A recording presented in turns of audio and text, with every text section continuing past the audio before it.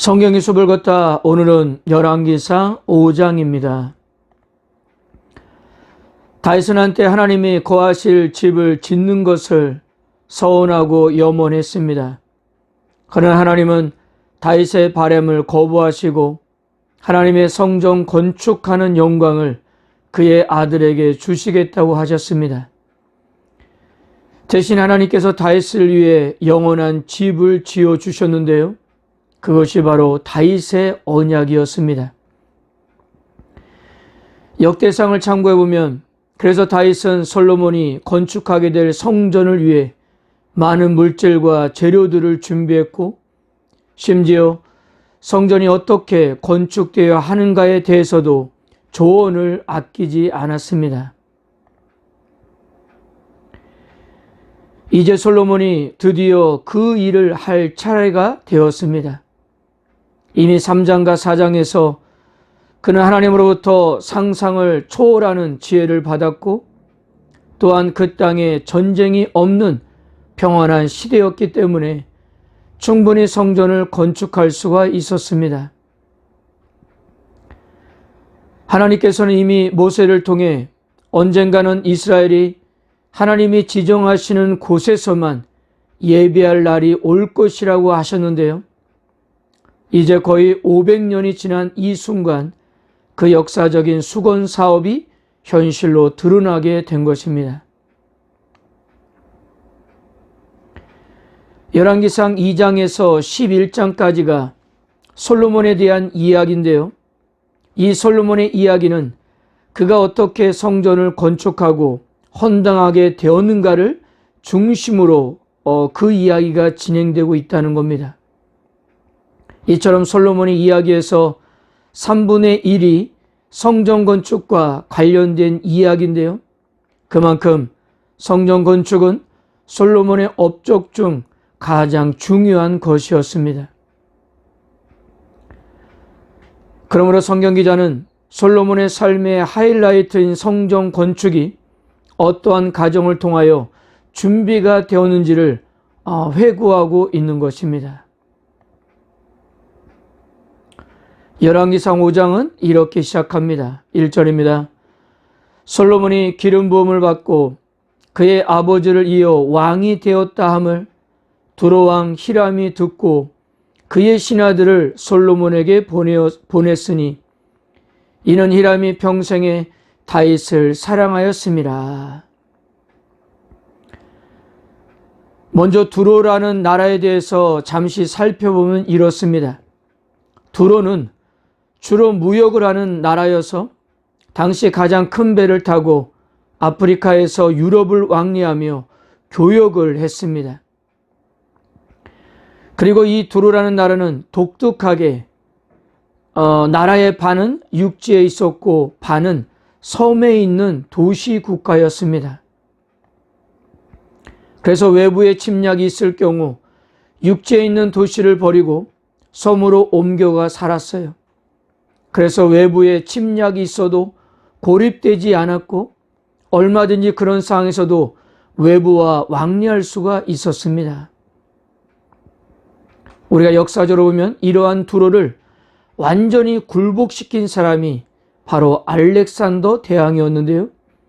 주전 333년 알렉산더 대왕은 육지에 있는 두로를 파괴하고 거기서 생산된 폐 건축물을 가지고 약 800m 떨어진 섬까지 길을 놓아 완전히 두로를 정복하게 되었던 겁니다. 이 두로왕 히람은 솔로몬의 아버지 다윗과 우호적인 관계를 맺고 있었습니다. 사무엘하 5장을 보면 두로왕 히람은 자신의 나라에서 백향목을 들여와 다윗을 위해 왕궁을 지어주기도 했습니다.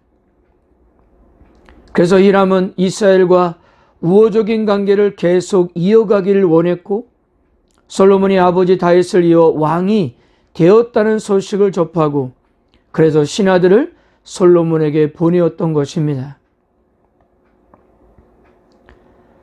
그러자 솔로몬도 사신을 다시 히람에게 보내 여호와의 성전을 건축하는 것을 도와달라고 요청했습니다.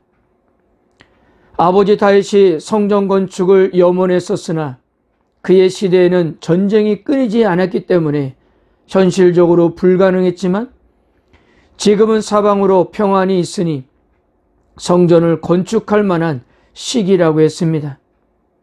그리고 솔로몬은 자신이 성전을 건축하는 것이 여호와 하나님의 말씀을 성취하는 것이라고 그렇게 말했습니다. 그래서 과거 히람이 다윗의 왕궁을 건축하는 일을 도움을 준 것처럼 자기를 도와달라고 그렇게 부탁을 했던 것입니다.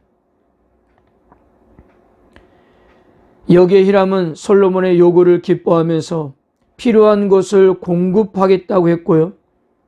그래서 솔로몬은 히람이 요구한 왕실에서 쓸 음식을 매년 제공하게 되었습니다. 그리고 12절을 보세요. 여호와께서 그의 말씀대로 솔로몬에게 지혜를 주신 고로 히람과 솔로몬이 친목하여 두 사람이 함께 약조를 맺었더라. 이스라엘과 두로 사이에 이렇게 좋은 관계가 유지될 수 있었던 것은 하나님이 솔로몬에게 주신 지혜의 결과였다는 것입니다. 자, 그런데요. 방금 읽었던 이 12절을 부정적으로 평가하기도 합니다. 결코 히람과 이 조약은 솔로몬이 유리한 협상이 아니었다는 거죠. 이것이 하나님께서 주신 솔로몬의 지혜로 결정한 것이냐? 라는 비아냥대는 표현일 수가 있다는 거예요.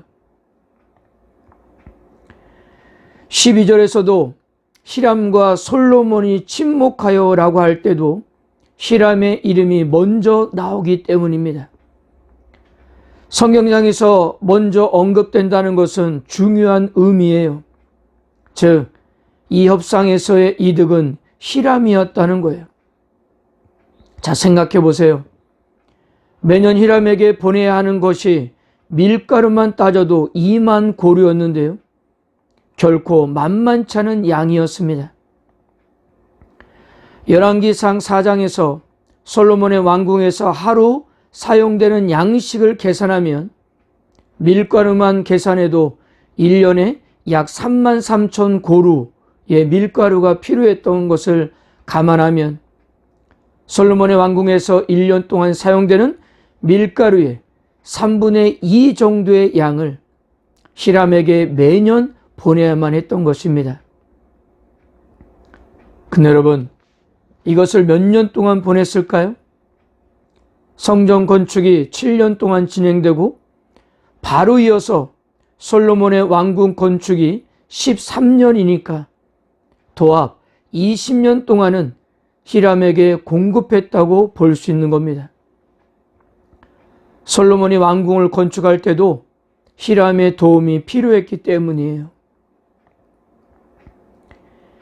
이 모든 것은 다 백성들이 짊어져야 할 짐이었던 것입니다. 그러니 백성들의 고통은 이만저만이 아니었을 거예요. 그러므로 히람과의 그 조약은 결코 지혜로운 결정이 아니었던 것입니다. 어찌되었든 성전 건축에 필요한 목재가 확보한 솔로몬 왕은 이제 실제적인 건축 사역을 담당할 일꾼들을 불러 모아 일들을 맡기게 됩니다. 사랑하는 성도 여러분, 무슨 일을 하든지 항상 나의 지혜와 노력이 아닌 하나님께서 주신 지혜로 감당하시기를 바랍니다. 야고보서 1장 5절을 보세요. 너희 중에 누구든지 지혜가 부족하거든 모든 사람에게 후히 주시고 꾸짖지 아니하시는 하나님께 구하라. 그리하면 주시리라. 어떤 상황 속에서도 분열과 갈등, 다툼이 일어나는 것이 아니라 하나님께서 주시는 지혜로 평안을 누리시기를 축복합니다. 그리고요, 하나님께서 주시는 진정한 지혜는 어느 특정 사람만 누리는 은혜가 아니라 모두 함께 누려야 하는 평안과 은혜입니다. 누군가는 일방적으로 희생만 해야 한다면 그것은 하나님께서 주시는 지혜의 결과가 아니었던 것입니다. 오늘도 하나님께서 우리에게 공급하신 지혜로 삶 속에서 좀 더 성숙하고 의미와 보람을 느끼는 하루가 되시기를 축복합니다. 아멘.